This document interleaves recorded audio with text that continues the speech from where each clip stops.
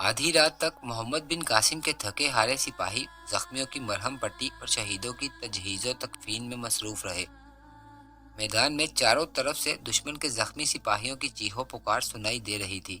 शहीदों की नमाज जनाजा पढ़ाने के बाद मुसलमानों की फौज का 17 साला सिपा सलार, जिसका जिस्म बेआरामी की कई रातें काटने के बाद थकावट से चकनाचूर हो चुका था, जिसके बाजू दिन भर तलवारों और नेज़ों से खेलने के बाद शल हो चुके थे, अपनी पीठ पर पानी का मशकीज़ा उठाए जख्मों से कराहते हुए दुश्मनों की प्यास बुझा रहा था। वो आंखें जिनमें उसके साथियों ने लड़ाई के वक्त कहरो गजब की आग के शोले देखे थे, अब गिर कर तड़पने वाले दुश्मन के लिए अफूव रहम के आंसू से लबरेज थी।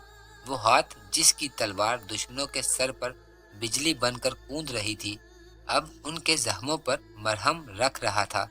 मोहम्मद बिन कासिम के सिपाही भी थकावट से चूर थे, लेकिन वो अपने बिल्कुल नौजवान सिपा सलार की तकलीद में एक रूहानी लज्जत महसूस कर रहे थे। उन्होंने दुश्मन के जख्मियों को उठा उठा कर किले के सामने कितार दर कितार लिटा दिया। मोहम्मद बिन कासिम को एक पहाड़ी के दामन से किसी के कराहने की आवाज़ आई और वो मशाल उठाए उस तरफ चलने लगा। सईद, जुबैर, साद, नासरुद्दीन और चंद और सलार इसके साथ थे। मशाल की रोशनी में चंद लाशों के दरमियान उसे एक जर्रा पोश नौजवान दिखाई दिया।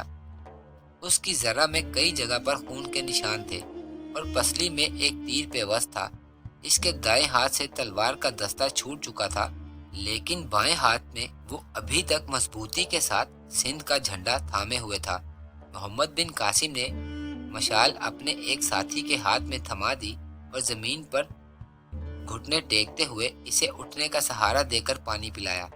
चंद घूंट पीने के बाद नौजवान ने आंखें खोली और मोहम्मद बिन कासिम और इसके साथियों को गौर से देखने के बाद झंडे को दोनों हाथों में मजबूती से पकड़ लिया। नासरुद्दीन ने जुबैर से कहा, जुबैर, तुमने इसे पहचाना नहीं? जुबैर ने आगे बढ़कर जख्मी नौजवान की तरफ देखा और कहा, उफ, ये भीम सिंह है।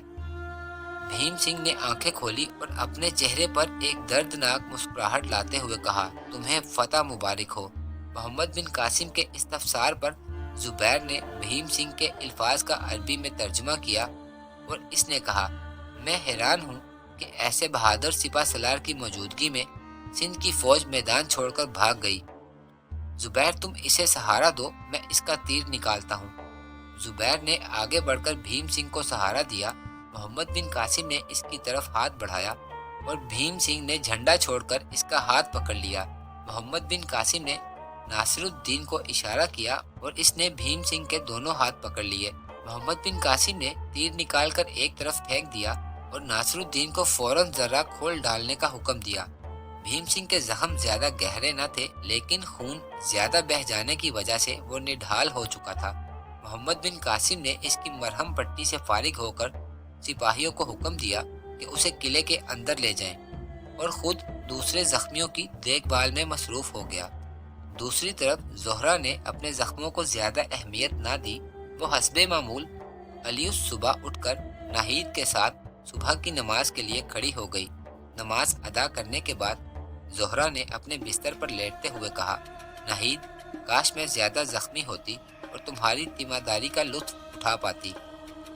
नाहिद ने मुस्कुराते हुए कहा, तुम मेरी तीमारदारी का तसव्वुर कर रही हो या खालिद की तीमारदारी का? जोहरा के गालों पर थोड़ी देर के लिए हया की सुर्खी छा गई। दरवाजे पर नासरुद्दीन ने दस्तक देते हुए कहा, मैं अंदर आ सकता हूँ? नाहिद ने उठकर दूसरे कमरे में जाते हुए कहा, अब उठ जाओ वरना। जोहरा पूछने लगी, वरना क्या होगा? नाहिद ने कहा, वरना तुम्हारी शादी शायद देबल की फतह तक मुलतवी हो जाए। जोहरा का दिल धड़कने लगा। इसने उठकर नाहिद का दामन पकड़ लिया और कहा, नाहिद आपा, सच कहो, ये क्या मामला है? नाहिद ने अपना दामन छुड़ाते हुए कहा, तुम्हारा भाई बाहर खड़ा है, मुझे छोड़ दो। जोहरा कहने लगी, नहीं, जब तक तुम मुझसे साफ साफ ना कहोगी मैं नहीं छोड़ूंगी। जोहरा ने नाहिद को जोर से पकड़ते हुए कहा, भैया जरा ठहरना, मैं नाहिद आपा से कुछ बात कर रही हूँ। नाहिद ने कहा, अच्छा मैं बताती हूँ, मुझे छोड़ तो दो। रात के वक्त साद ने मैदान से आते ही तुम्हारे मुतालिक पूछा और मैंने तमाम वाकयात बता दिए और तुम्हारे दिल की हालत पहले भी उससे पोशीदा ना थी। تمہیں یاد ہے جب ہم قلعے میں داخل ہو رہے تھے تو وہ تمہارے بھائی کو پکڑ کر ایک طرف لے گیا تھا، تو اس نے بھائی سے کیا کہا ہوگا؟ یہی کہ خالد کے ساتھ تمہاری شادی کر دی جائے؟ ناصر الدین نے اندر پاؤں رکھتے ہی پوچھا۔ تمہارے زخموں کا اب کیا حال ہے؟ اس نے جواب دیا، بھیا وہ معمولی خراشیں تھی، میں بالکل ٹھیک ہوں۔ ناصر الدین اس کے قریب چارپائی پر بیٹھ گیا۔ زہرا کا دل دھڑک رہا تھا۔ تھوڑی دیر سوچنے کے بعد ناصر الدین نے کہا، زہرا، خالد ایک بہادر نوجوان ہے، میرا ارادہ ہے تمہاری شادی اس کے ساتھ کر دی جائے، تمہیں یہ رشتہ پسند ہے؟ زہرا نے جواب دینے کی بجائے دونوں ہاتھوں میں اپنا منہ چھپا لیا۔ ناصر الدین نے تھوڑی دیر سوچنے کے بعد کہا، میرا ارادہ تھا کہ سندھ فتح ہونے کے بعد تمہاری شادی دھوم دھام سے کی جائے، لیکن مسلمان ایسی رسومات کو برا سمجھتے ہیں۔ اس کے علاوہ اہل سندھ کے ساتھ ابھی فیصلہ کن جنگ ہونے والی ہے۔ سپاہیوں کو اپنی زندگی کا کوئی بھروسہ نہیں ہوتا۔ میں یہ چاہتا ہوں کہ تمہیں اپنے ہاتھوں سے خالد کو سونپ دوں۔ ناہید تمہیں بہت چاہتی ہے، وہ تمہارا خیال رکھے گی اور میں زیادہ اطمینان کے ساتھ اسلام کی خدمت کر سکوں گا۔ زہرا، اس بے سر و سامانی میں میرے پاس تمہارے لیے نیک دعاؤں کے سوا کچھ نہیں۔ اگر میرے پاس ساری دنیا کی دولت ہوتی تو میں تم پر وہ بھی نچھاور کر دیتا۔ زہرا اپنے بھائی کو کہنے لگی، مجھے کسی چیز کی ضرورت نہیں۔ ناصر الدین نے پیار سے اس کے سر پر ہاتھ پھیرتے ہوئے کہا، زہرا، میرا ارادہ ہے آج ہی تمہاری شادی کر دوں۔ فوج 2-4 دن اور یہاں ٹھہرے گی، لیکن یہ بھی ممکن ہے کہ اچانک دیبل سے راجہ کی فوج کی پیش قدمی کی اطلاع آ جائے اور ہمیں فوراً کوچ کرنا پڑے۔ سعد محمد بن قاسم سے ذکر کر چکا ہے اور وہ بہت خوش ہیں۔ سعد خالد سے بھی پوچھ چکا ہے اور بہن ناہید کو بھی مبارکباد دو۔ سالار اعظم خود اس کے بھائی کو بلا کر اس کی رضامندی حاصل کر چکے ہیں۔ وہ خود تم دونوں کا نکاح پڑھانا چاہتے ہیں۔ باہر سے سعد نے ناصر الدین کو آواز دی اور وہ اٹھ کر کمرے سے نکل گیا۔ زہرا نے اٹھ کر برابر والے کمرے کا دروازہ کھولتے ہوئے کہا، ناہید، تم نے سنا آج تمہاری بھی شادی ہے؟ میری شادی؟ ناہید کے چہرے پر حیا اور مسرت کی سرخ و سفید لہریں دوڑنے لگیں۔ ہاں ناہید، تمہاری شادی۔ اب بتاؤ تمہیں زبیر بھیا پسند ہے یا نہیں، اور میں ابھی انہیں بلا کر کہتی ہوں کہ وہ اپنے لیے کوئی اور لڑکی تلاش کر لیں۔ ناہید نے کہا، تم بہت شریر ہو زہرا۔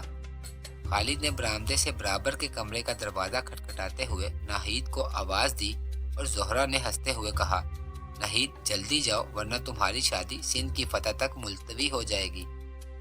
میں مذاق نہیں کرتی، تمہارا بھائی ابھی میری باتوں کی تصدیق کر دے گا۔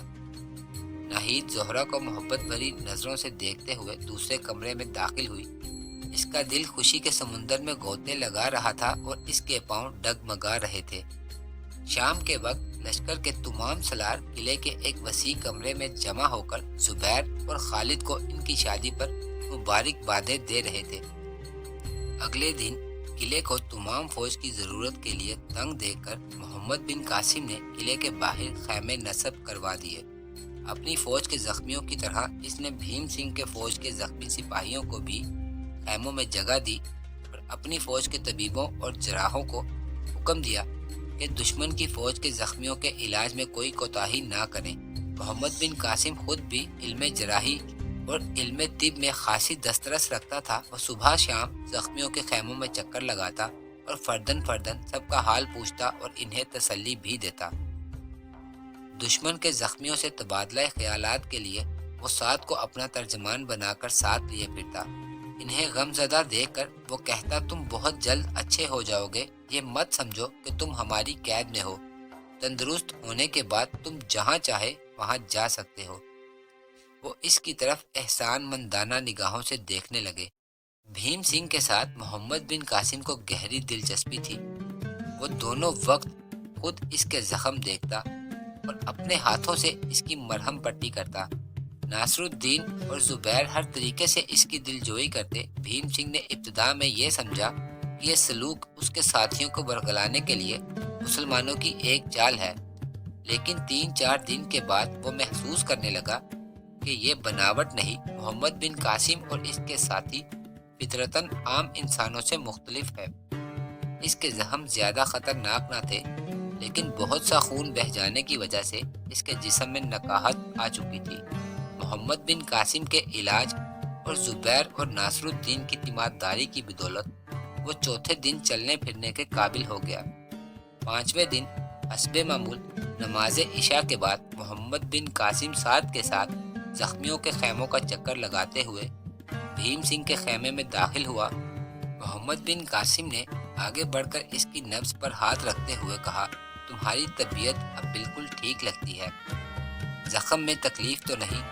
भीम सिंह कहने लगा, नहीं, मेरी तबीयत अब पहले से बहुत बेहतर है। मोहम्मद बिन कासिम ने कहा, मेरी फौज कल सुबह यहाँ से कूच करने वाली है। मुझे अफसोस है कि बाज़ मसलहतें मुझे यहाँ ज़्यादा देर क़याम करने की इजाज़त नहीं देती, वरना मैं चंद दिन और तुम्हारी जिम्मेदारी करता। बहरहाल मैं 500 सिपाही इस किले में छोड़कर जा रहा हूँ। वो तुम लोगों का ख्याल रखेंगे। तुम्हारी फौज के जो जख्मी तंदुरुस्त हो चुके हैं, इन्हें कल अपने घरों को जाने की इजाज़त होगी। तुम जब तक घोड़े की सवारी के काबिल नहीं होते यहीं ठहरो। भीम सिंह ने कहा, आपका मतलब है कि आप तमाम कैदियों को रहा कर देंगे? मोहम्मद बिन कासिम ने जवाब दिया, हमारा मकसद लोगों को कैदी बनाना नहीं, बल्कि हम इन्हें एक जालिम हुकूमत से निजात दिलाकर एक ऐसे निज़ाम से आशना करना चाहते हैं जिसका बुनियादी असूल मसावात है। आपके सिपाही हमें गैर मुल्की हमला आवर समझकर हमारे मुकाबले में आए थे, लेकिन इन्हें ये मालूम न था कि हमारी जंग वतन के नाम पर नहीं, कौम के नाम पर नहीं। हम सिंध पर अरब की बर्तरी नहीं चाहते। हम रुए ज़मीन के तमाम इंसानों की बेहतरी के लिए एक आलमगीर इनकलाब चाहते हैं। एक इनकलाब जो मजलूम का सर ऊंचा रखने के लिए जालिम की लाठी छीन लेना चाहता है। हमारी जंग राजों महाराजों की जंग नहीं, इंसानों और बादशाहों की जंग है। हमारा मकसद ये नहीं कि हम सिंध के राजा का ताज उतार कर अपने सर पर रख लें। हम ये साबित करना चाहते हैं कि कोई शख्स तख्तो ताज का मालिक होकर दुनिया पर अपना कानून नाफिज करने का हक नहीं रखता। ताजो तख्त खुद गर्ज इंसानों के तराशे हुए बुत है, और वो कानून जो सिर्फ इन बुतों की अजमत को बरकरार रखने के लिए बनाया गया हो, इंसानों को हमेशा दो जमातों में तकसीम करता है, एक जालिम, दूसरी मजलूम। तुम इन जमातों के लिए राजा और प्रजा के अल्फाज इस्तेमाल करते हो। सिंध के राजा ने हमारे जहाज लूटकर औरतों और बच्चों को इसलिए कैदी बनाया कि वो ताजो तख्त का मालिक होते हुए हर इंसान पर जुल्म करना अपना हक समझता है, और अब वो हमारा मुकाबला इसलिए करेगा कि उसे जुल्म की तलवार छिन जाने का खतरा है। और ये सिपाही हमारे मुकाबले में इसलिए आए हैं कि इन्हें जुल्म की आनत का मुआवजा मिलता है। इन बेचारों से वही काम लिया गया है जो इंसान सवारी के लिए जानवरों से लेते हैं।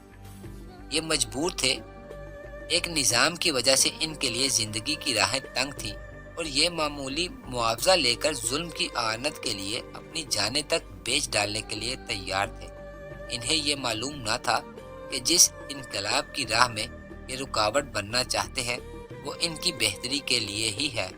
इन्हें हमारी तरफ से खौफजदा किया गया था।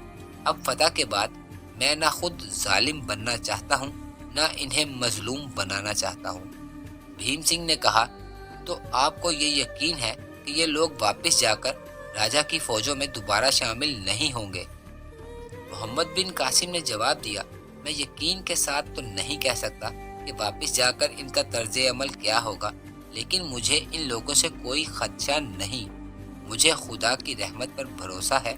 किसी बुलंद मकसद के लिए लड़ने वालों की कुव्वत बढ़ती है, कम नहीं होती। इससे पहले भी कई अक़वाम अपने बादशाहों की हमायत में हमारे साथ लड़ चुकी हैं, लेकिन जब इन्हें ये एहसास हुआ कि हमारे पास एक बेहतर निज़ाम मौजूद है तो वो हमारे साथ मिल गए।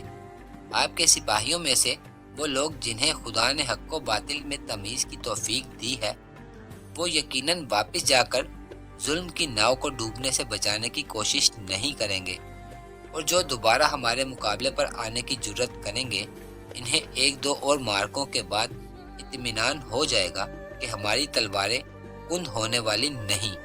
भीम सिंह ने कहा, आप ताजो तख्त के दुश्मन हैं اور آپ انسانوں پر انسان کی حکومت کے قائل نہیں، لیکن جب تک کوئی حکومت نہ ہو ملک میں امن کیسے قائم رہ سکتا ہے؟ محمد بن قاسم نے جواب دیا، میں تمہیں پہلے بتا چکا ہوں کہ ہم دنیا میں انسان کا قانون نہیں بلکہ خدا کا قانون چاہتے ہیں۔ بھیم سنگھ نے جواب دیا، قانون خواہ کوئی ہو، اسے نافذ کرنے والا بہرحال کوئی انسان ہوگا، اور وہ راجا اور بادشاہ نہ بھی کہلائے تو بھی وہ حکمران تو ضرور ہوگا، اور جب تک دنیا میں سرکش لوگ موجود ہیں ایسے قانون کی حفاظت طاقت اور ڈنڈے کے بغیر ممکن نہیں۔ محمد بن قاسم نے کہا، یہ درست ہے، لیکن اس قانون کا پہلا مطالبہ یہ ہے کہ اسے نافذ کرنے والی جماعت صالحین کی جماعت ہو۔ جب تک ہم صالحین کی جماعت سے تعلق رکھیں گے خدا اپنے قانون کی حفاظت کا کام ہم سے لے لے گا۔ کل اگر تمہارے ملک سے کوئی قوم صالحین کی جماعت بن جائے تو اس قانون کے نفاذ کی ذمہ داری وہ سنبھال لے گی، لیکن طاقت کا ڈنڈا اسے اپنے اقتدار کی حفاظت کے لیے نہیں بلکہ اس قانون کی حفاظت کے لیے استعمال کرنے کی اجازت ہوگی۔ مسلمانوں کے امیر اور دوسری اقوام کے بادشاہوں میں یہ فرق ہے کہ وہ طاقت کا ڈنڈا ظالم کے خلاف مظلوم کی اعانت کے لیے کام میں لاتے ہیں، اور بادشاہ اسے فقط اپنے دائمی تسلط کے لیے استعمال کرتے ہیں۔ بھیم سنگھ نے کچھ دیر سوچنے کے بعد سوال کیا، تو کیا مجھے بھی ان لوگوں کے ساتھ واپس جانے کی اجازت ہوگی؟ میں شاید پہلے بھی کہہ چکا ہوں کہ تم تندرست ہونے کے بعد جب چاہو جا سکتے ہو۔ بھیم سنگھ نے کہا، میں سفر کے قابل ہوں، اگر آپ اجازت دیں تو کل ہی روانہ ہو جاؤ۔ ابھی تمہارے زخم ٹھیک نہیں ہوئے، لیکن اگر تم کل ہی جانا چاہتے ہو تو میں تمہیں نہیں روکوں گا۔ بھیم سنگھ پھر تھوڑی دیر سوچنے کے بعد بولا، لیکن آپ کو شاید معلوم نہ ہو، میں سندھ کے سیناپتی کا لڑکا ہوں، اور میرا واپس جا کر فوج کے ساتھ شامل ہو جانا آپ کے لیے خطرناک ثابت ہو سکتا ہے۔ اس لیے اگر آپ مجھے چھوڑنے سے پہلے مجھ سے یہ وعدہ لینا چاہتے ہیں کہ میں دوبارہ آپ کے مقابلے پر نہ آؤں تو میں اس شرط پر جانے کے لیے تیار نہیں۔ میں نے تم کو ایسا وعدہ کرنے کے لیے نہیں کہا، ہاں میں تم سے فقط ایک بات کہوں گا، تم راجہ طاہر کو میرا یہ پیغام پہنچا دو کہ اب وہ ہم سے زیادہ دور نہیں، اگر اس نے عرب قیدیوں کے ساتھ برا سلوک کیا تو اس کے لیے اچھا نہ ہوگا۔ بھیم سنگھ نے جواب دیا، میں یہ وعدہ کرتا ہوں، اور مجھے امید ہے کہ جب اسے میرے زخمی سپاہیوں کے ساتھ آپ کے سلوک کا پتہ چلے گا تو وہ یقیناً متاثر ہوگا۔ میں نیکی کا بدلہ نہیں چاہتا، میں صرف یہ چاہتا ہوں کہ تم اس کی آنکھوں سے غرور کی پٹی اتار دو، اور اسے یہ بھی بتا دو کہ وہ آتش فشاں پہاڑ کے دہانے پر کھڑا ہے۔ اس گفتگو کے دوران میں نے شاید کوئی تلخ بات کہہ دی ہو، اگر تمہیں کسی بات سے رنج پہنچا ہو تو مجھے ایک انسان سمجھ کر درگزر کر دینا۔ محمد بن قاسم یہ کہہ کر خیمے سے باہر نکل گیا۔ بھیم سنگھ بار بار اپنے دل میں یہ کہہ رہا تھا، تم انسان نہیں، تم دیوتا ہو۔